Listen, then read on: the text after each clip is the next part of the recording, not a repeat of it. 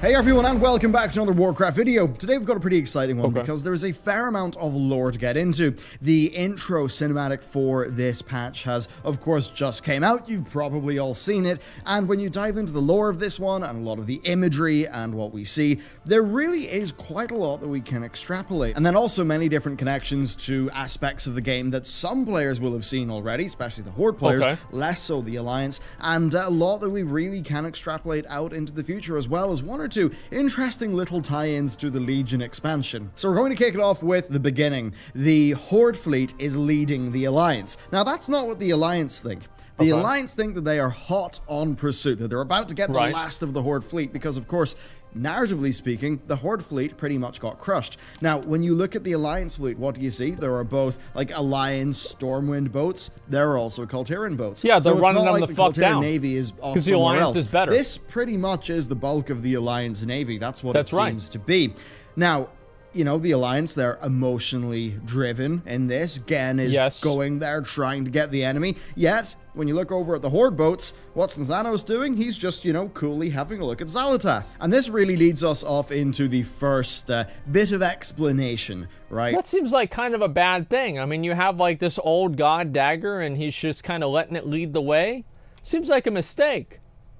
For this cinematic. So, why does Thanos have Xal'atath? Well, it's pretty simple. Plot device. Sylvanas says that her end game pretty much is, is coming, and he instructs him to take the blade and to use it to guide him and go, you know, in the ocean. Now, it's very, very obvious that Sylvanas knows what's going to happen. And she says to use it as an opportunity to weed out internal enemies within the Horde. So, you know, at that point, she is suspecting the likes of Valisra, Lorthamar, etc., who, of course, are on that boat with Thanos. And then also, from just a purely military perspective, if she knows she is, let's just say she knows she's going to lose the 4 boats that she sends, but if she can draw out the bulk of the Alliance Navy,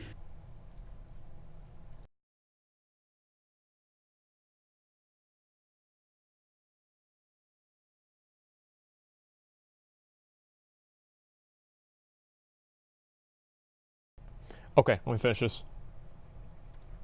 well, she'll lose 4, they'll lose a hell of a lot more. So even if it's a Pyrrhic victory, it still is a victory, and Sylvanas is not really the type, it seems, to make a distinction between an absolute, great, clean, decisive victory and a Pyrrhic one. She pretty much just wants to win. Now, of course, that's just the military strategy, but the deeper thing here is a little bit more bizarre in terms of the character motivation. So Sylvanas knows where this blade comes from. And that does make all of this just a little bit more spooky. So Sylvanas knows where this blade comes from the Crucible of Storms. And, I mean, the player, you know, it's so weird. Whenever you pick up the blade, your character is pretty much feels a compulsion to take it to her. That's essentially how Blizzard write it. It's not really a player choice.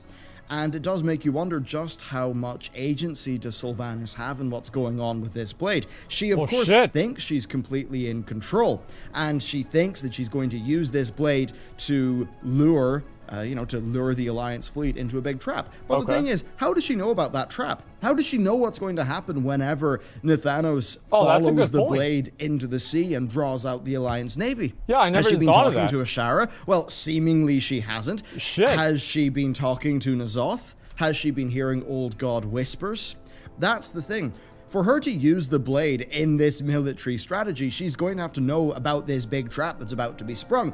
And that means that she's in communications with somebody who is a little bit spooky and dangerous. Now, the one way they could get around this is maybe saying that Helya, who is of course connected to the oceans and has the Cabal... They just never explain it. Like, that's basically one way they could solve it, is that they just brush it under the rug and just keep going with the story. And you just never really explain this fully, and everything's okay.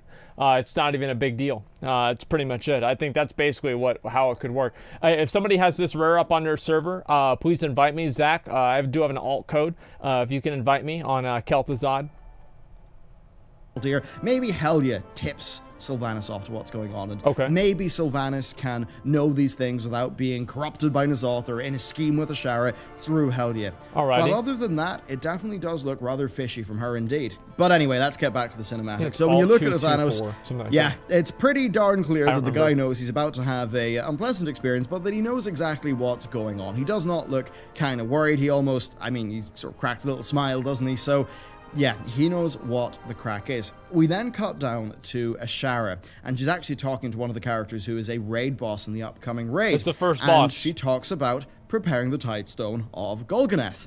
Now, this is quite an interesting thing. We later on find out that, I think she says something along the lines of, I've not left the Tidestone unguarded like they did. So essentially, she just went to the Tomb of Sargeras and picked it up, or, her agents did, and that's it. Hey. Now, that's quite odd, because Yeah. she spent so much time trying to get it in she's Legion, kinda hot and for a fish. just Yeah, after the she Legion is. expansion ends, she just goes in, picks the thing up, and danders off. Now, that's quite bizarre, because the Tomb of Sargeras is a pretty darn spooky place. We Okay. sealed it off with the Pillars of Creation for a very important reason. I forgot what And the reason later was. on, right, whenever we decide remember. to sacrifice the power of our artifacts, what happens, like, why do we do that? Well, Magni says that we could seal the wound that Sargeras' sword had left. We could seal that using the Pillars of Creation, but they are, they're sealing the Tomb of Sargeras. We can't unseal the tomb. And that clearly means that the tomb being unsealed is a very bad thing indeed. Now, I do find it quite odd that we all seem to agree that sealing the tomb is a really important thing, and for some reason, just the Alliance and Horde and mages or whatever, nobody actually puts any effort into guarding the place. That is very odd indeed. She seems to have just dandered in there and picked it up. Hey, not a But big this deal. would be another example Just let of it happen. Blizzard doing what Blizzard have been trying to do a little bit more of, which is having things pretty much be our fault, or at least Okay. be tied into our past actions. Now, the tomb being unsealed, what could that essentially mean? Well, I mean, it's hard to know. That is it could be a plot hole. It could just be lazy writing, but Yeah, that it being could be. unsealed, that could open the way to a lot of the Void Forces doing something that's rather spooky and dangerous. And if we think about pacts and characters doing things with each other, well, who is out there in the cosmos? Xalatath. Now, Xalatath, of course, jeez. she was in the Black Blade of the Empire. Of jeez. course, no longer, but she's out there, and we'll cover this more in an upcoming boy. lore video, but Syntharia might actually be out there as well. You've got the What? Void Ethereal, so you've got all these Void Forces. What? Now, them using that Wait a pillar to second. invade Azeroth. I thought we killed Syntharia. How the fuck did that happen? What? Oh, yeah, Sinestro, yeah. Yeah, that was Sinestra. Yeah, okay. That Yeah, would just idiot. be Legion 2.0. So I don't think they're actually going to do that. But it could be a future plot point that they essentially are teasing in this patch's cinematic. Anyway, Okay. with that, she sends her minion off to go and use the Tidestone. And then she has a little bit of a conversation with N'Zoth. And just broadly here, the framing of all of this is really quite well done. The way that she is sort of putting on that face for her subordinate, but then kind of that melts away into the true her whenever she sort of turns around to the camera to address N'Zoth. Now, with N'Zoth, what do we see? Well, we see very clearly a reversal in situations. So in the Warbringers Ashara cinematic, she was, you could say she was in quite a spot of bother. Yeah, She essentially a was little going bit. to drown. And whenever N'Zoth appeared to her, well, the power dynamics were quite clear. He was the powerful one. Whether she lived or died, that was entirely on his whim. True. Now, of course, they sort of use that to show really her will, right? Because even though everything is stacked against her, even though she's completely weak and vulnerable, she pretty much rejects his offer at the very start and says, no, I'm going to be your queen, not your minion. And of course, all of that stuff happens. And then when we look at this, she is kind of teasing him for how he's locked up there, unable to burst out. She talks about the plans they've both had for a very long time, and that now it's time for him to watch her do what she does best. And that really can mean quite a few things indeed. Put very simply, it could just be her being pretty much the most powerful sorceress on the planet, and maybe, you know, using the Tidestone of Golganath. It could also be her referring to her being very good at, crazy she bitch. thinks anyway, manipulating people and doing all of that stuff. Yep. Which very much is something that as you go through Nazjatar, you'll notice. Much like the Lich King, she sort of is always taunting you and playing with you and toying with you, and I believe that could also be referring to what will go down in the final confrontation with her at the end of the raid. I bet we're not. There's no way she's gonna die. But there's I'm no going to way. very clearly mark it because I'd say that is spoiler territory because it is based on some in-game models and files, so it's not really stuff you will have seen in the game just yet. But what's extremely clear is that the power dynamics have shifted. She is the one in power. He is the one who's a little bit more in need. He, of course, needs her to release him from the prison, seemingly using the Heart of Azeroth, based off all of the dialogue that we've heard, where it essentially seems like we're just being lured into a trap where the heart is going to, and the quote from her is, shatter the prison of a god. So, all of that stuff is pretty spicy, but she's quite vain. And she believes in herself a lot, well, right? fuck, man. And I believe that it could be quite likely that N'Zoth appears to her so weak in this sort of wispy apparition. Yeah. Even though he could probably sort of, you know, enter her mind like he did in the Warbringers cinematic That's and what I was seem thinking. powerful. He could do that. Was he in the trap I think, then, too? But he doesn't here. I think he chooses to appear to look so weak. Like, you know, his tentacle comes up and she just sort of pushes it away, really indicating visually that she's stronger than him. He's, you know, he's even below her. She's in the more dominant position, and compare her to what she looked like in Warbringers of Sharad. Well, here, she's so much more strong and big and powerful and framed to be that way by the cinematic. But I think that's just how N'Zoth is choosing to appear. I think that he wants her to feel like that. We've got the, you know, we've got the line, the god of the deep. I think it's his heart is black ice.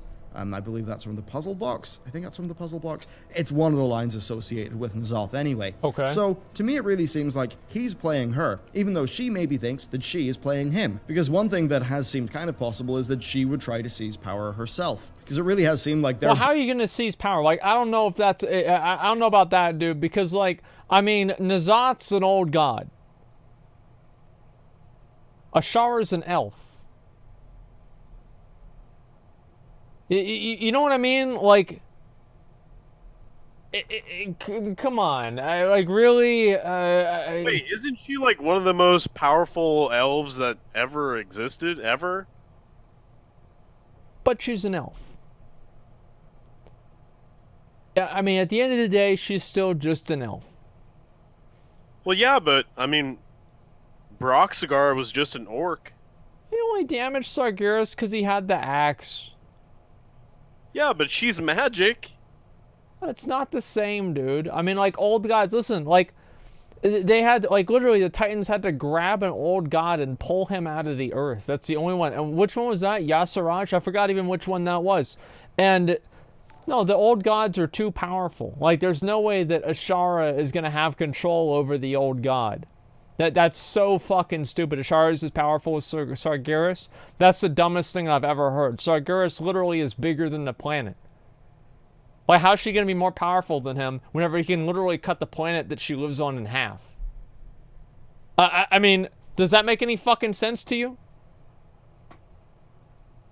Both. They're both pretty duplicitous, nasty pieces of work as characters. So really with this, it's just a matter of where Blizzard go with the plot. Either Ashara tries to double-cross him first, he tries to double-cross her first, so maybe she is manipulating him, he is manipulating her, or they're both manipulating each other, and it's just whoever, you know, pulls the trigger first. But anyway, after that, the Tidestone is used, the waves are pulled back, and what's kind of interesting is they're pulled back in such a way that the Horde ships pretty much will just fall straight down. Okay. Because you'll notice in the next shot, the Horde ships aren't there. You only see the Alliance ships. And that, you know, that of course means that we get to see them, you know, dramatically fall into Nazjatar. And that is what leads us directly into the content of this patch. Even if everyone on those boats died, including Nathanos, Sylvanas has already won.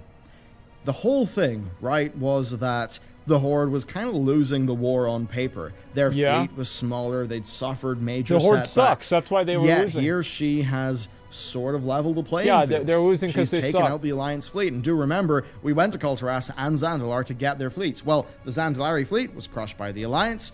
The Kulturan fleet has now pretty much been crushed by the Horde, so Sylvanas has played her game pretty well. It's just all about what are the consequences of Nathanos continuing to follow the Blade. What does the Blade want now? What is N'Zoth's plan if he is the one who's more directly controlling the Blade? Okay. And that's really the thing. The Blade is a black box. We don't know what's happening there. We don't know if the Blade itself has latent stuff that's whispering to Sylvanas or Nathanos. We don't know if N'Zoth is using the Blade as a medium to whisper to them. We have absolutely zero idea. And with that covered, Nathanos I want studied to the just Blade. very That's right. quickly talk about a little bit more of the spicy speculation. Okay, So, here we go. spoiler warning, but here we go. In the PTR files, there have been some things that kind of indicate that a bit of a trap is sprung, that things somewhat go awry at the end of the Ashara encounter. Yeah, duh. And when I was going through Model Viewer, guess what I found? I looked at the death animation for Ashara. She doesn't die. She doesn't die in the death animation. She is just left on the floor panting. A little bit like Garrosh. See? Whenever you defeat Garrosh, he's just kind of like lying down because, you know, you don't kill him. That's the whole point. So that really does make me think that Ashara survives this fight. And I think that's a good thing. I think it really would be a pity if Ashara just appeared, villain of the week, lop her head off, job done. Now the thing is, what is the context of her survival? Does she get double-crossed by N'Zoth? Does N'Zoth essentially just try to cast her aside? Does she maybe try to ally with us? I actually could see a reality where Blizzard might try to have Ashara be a sort of chaotic neutral character who's We just already have out the for Lich herself. King. We don't need I another mean, I could one. see that happening. I could see them doing it. I don't necessarily think it's the best thing that could Yeah. possibly happen. But with the context that Ashara And likely Illidan does survive the fight, that does, you know, it casts a bit more, not doubt, but sort of speculation. It invites speculation to the exchange between Ashara and N'Zoth that we saw Naga in the race? cinematic and just what its nature is. It's not like we're going to defeat her and then have her still be tied to him, allied to him, and for us to let her live. That's not going to happen. That does not make much sense. So either she tries to betray him, or he tries to betray her, and for whatever reason, we choose not to kill her. So that certainly is an interesting thing. And then, of course, we need to take this in the context of Ian saying that the 8.3 cinematic will pretty much leave there being no doubt as to the final villain of this expansion. So right now, it seems pretty darn clear that the final villain of this expansion is going to be your boy N'Zoth. However, it could be Sylvanas, who knows?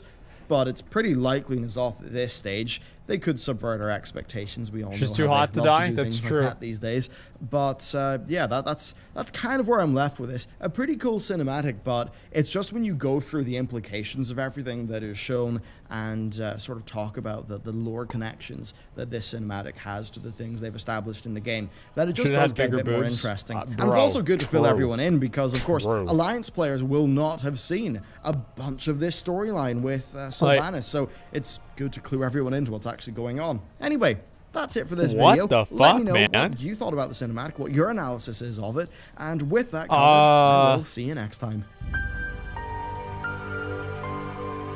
Wow.